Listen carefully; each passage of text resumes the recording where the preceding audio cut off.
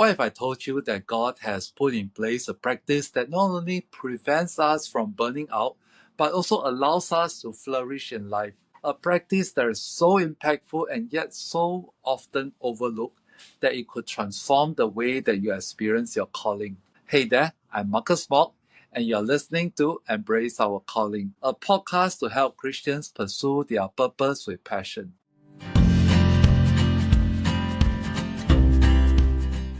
Today, we are going to wrap up our three-part series on overcoming burnout, and I want to share with you some insights from a book that has completely changed how I understand the spiritual practice of Sabbath and why it might be the ultimate solution to burnout that we have been looking for all along. So in our last episode, we talked about using the grace framework to recover from burnout, and I'll put a link in the video above and also in the description below. And one of the components of grace is building rhythms into our life that help us to manage the ebb and flow of work. And so Sabbath is one of the most important rhythms that we can build that can prevent us from falling into burnout. And why is that so? To answer that, let's talk about what is Sabbath.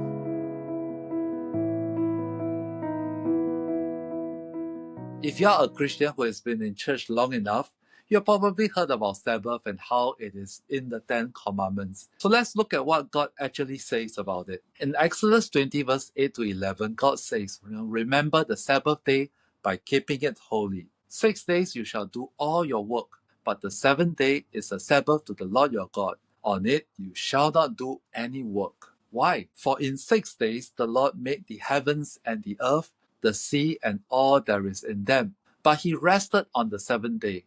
Therefore the Lord blessed the Sabbath day and made it holy. God created the world in 6 days and he rested on the seventh day. We often think of going to church on Sunday as keeping the Sabbath, but the spirit of Sabbath goes way beyond a 2-hour church service. As the verse tells us, it means setting apart a whole day as holy, to cease from work completely. Now the word Sabbath comes from the Hebrew word Sabbath, which means to cease or to stop. So to keep the Sabbath holy, it means to recognize that there is a pattern that is built into the fabric of creation, 6 days of work and 1 day of stopping. And this pattern is actually written into who we are as human beings. We are created for this rhythm. So when we ignore it, we run into all kinds of problems, we burn out. And when we follow it, we find wholeness and rest and fulfillment for our souls. Sabbath is made for us to rest from our work so that we can enjoy being with God. A few years ago, I discovered Marva Dawn's book, Keeping the Sabbath Holy. Her framework completely transformed my understanding of what Sabbath could be. You see, Dawn breaks Sabbath into 4 dimensions: ceasing, resting, embracing, and feasting. Let me walk you through each one of them.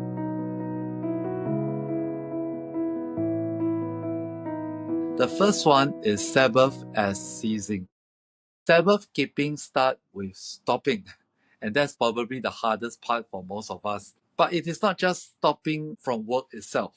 Dawn suggests that we also need to cease from the need to accomplish and be productive, to cease from the worry and tension that come with trying to be efficient, to cease from our efforts to be in control as if we were God, and to cease from our possessiveness and getting caught up in the culture around us, to cease from the emptiness that comes when life is lived without God at the center. So she puts it beautifully when she says that a great benefit of Sabbath keeping is that we learn to let God take care of us, not by becoming passive and lazy, but in the freedom of giving up our feeble attempts to be God in our own lives.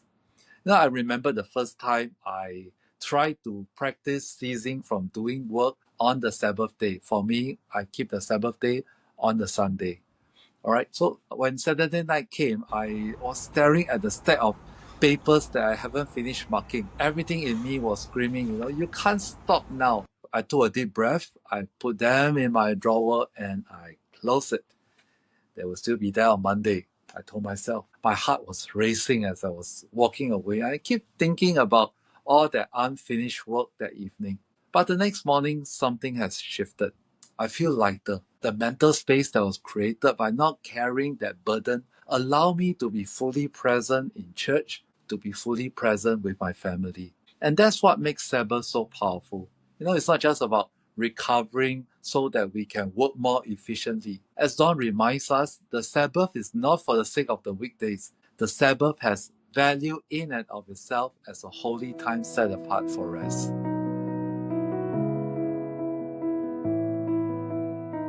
Number 2 is Sabbath as resting. True rest goes beyond just physical relaxation. And I used to think that Sabbath means that I could finally catch up on my sleep.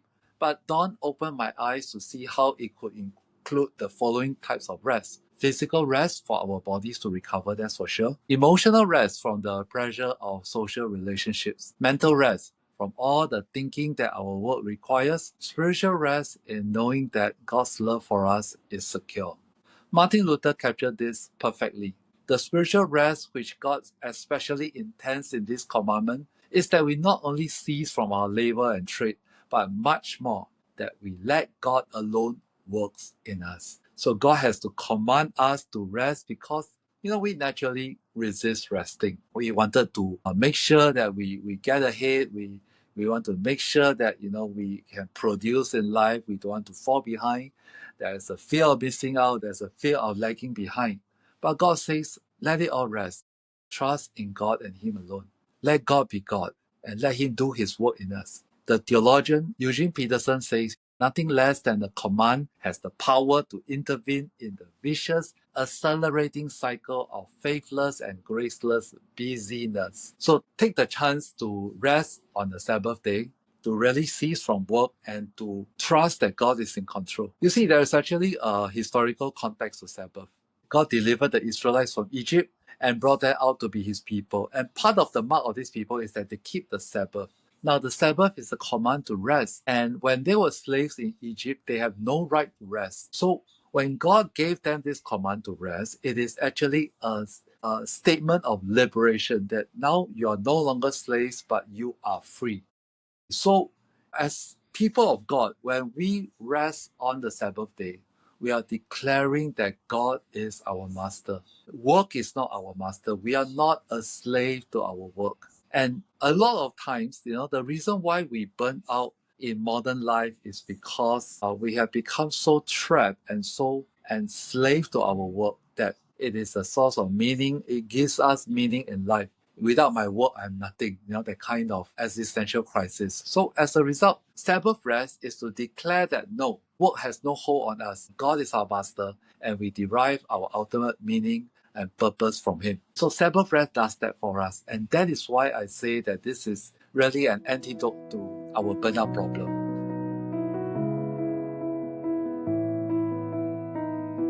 The third dimension is Sabbath as embracing.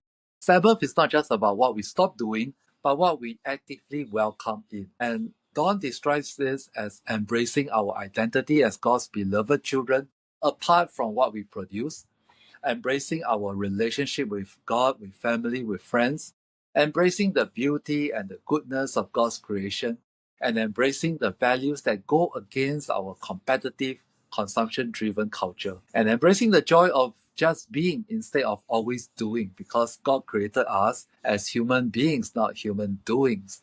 Dawn also talks about how Sabbath helps us to embrace our calling in life. Now she writes that practicing Sabbath allows us to dwell on who God is and who I am in the light of His character, which always leads me to share gratitude for the privilege of my own unique position as His servant. So what this tells me is that when I embrace my calling on a Sabbath day, I reorientate my identity. I'm first called to be a child of God. I'm first called to belong to God before I was called to do anything for Him. And as a result, Sabbath day helps me to reset my mindset and to set my direction right again. A lot of times what burnout does to us is that it misdirects us. One reason why we are burning out is because we lost the purpose of why we are doing what we are doing. We lost the direction. We lost our way. You see, when we lost our way, we lost meaning. And as a result, we become detached from the work that we are doing. We become detached from the people that we are serving. So Sabbath reset that for us, and that's why it is so important to keep this as a regular rhythm in our life.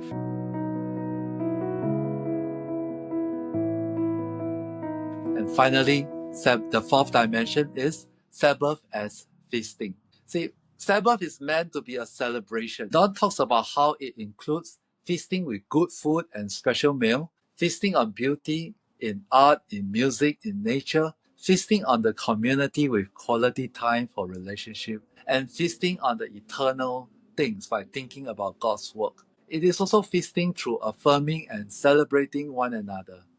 And so this part reminds us that, Sabbath is not boring or gloomy, but it is a celebration of the goodness and the provision of God in our lives. And so for us as a family, feasting means that, we will usually have a nicer dinner on Sunday, and we will also take turns to share things that we appreciate about each other. It's simple, but it changes the whole atmosphere of the day. And as far as possible, we try to take our Sabbath out to the nature, and we enjoy the beauty of the nature parks and the trees and listen to the wind and just being quiet from the hustle and bustle of city life.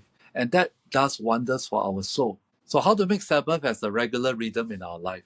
When I told a friend about Sabbath, the friend responded, I can't possibly take a whole day off. My life is just too crazy right now. So I smiled to that friend and I said to him, why not you start with an hour? Just 1 hour.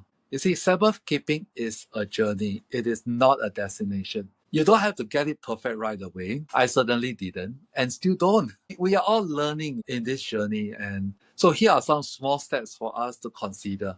The first is to start small. If you can't set aside a whole day for Sabbath, begin with just a few hours that you set apart. Start with maybe a Sunday afternoon and expand from there. Number two is to plan ahead. Saturday night, you can include about 10 minutes of preparation, setting out what clothes you're going to wear on Sunday, clean up the house so you don't have to do household chores on Sunday, and make sure that you have your food ready. So all this simple preparation can make a huge difference for your Sabbath.